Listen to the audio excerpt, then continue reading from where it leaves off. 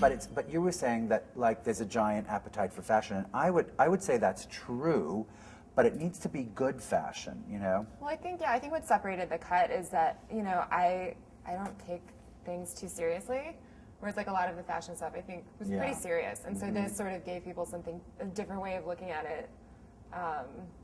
It's also a broad. I think the cut is a broad one.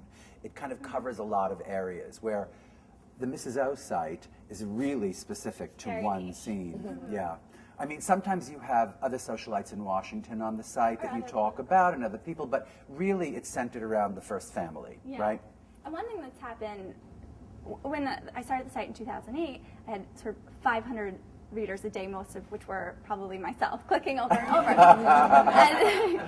and just as Michelle Obama became First Lady and entered the White House and public fascination grew, so did the readership. And that was something that was a little bit hard for me to get my head around, that I couldn't just write whatever came to mind. I couldn't just post a credit without being really sure of who the designer was. Just that overnight it seemed to go from a very small audience to several of thousands, and I could see the information disseminating in the media. So that was a big adjustment, just kind of getting my head around the audience size. I have to say about that particular subject, Mrs. Obama, is that it almost seems like she's gaining speed as a style icon. She's actually dressing more or something. Does that make sense?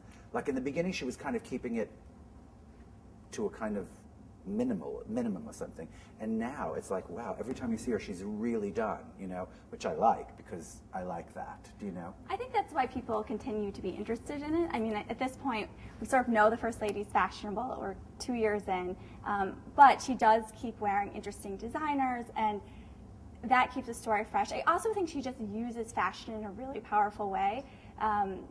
November 2009 was the state dinner to honor the Prime Minister of India, and she actually wore your tangerine brocade dress and jacket, and the First Lady of India was in green, and so they were wearing the colors of the Indian flag, and that night she wore Naim Khan. And it was just a really powerful way to acknowledge Indian culture, and she's doing all of that through fashion. So it's suddenly not just aesthetically like the First Lady's fashion, she's really elevating it to another level.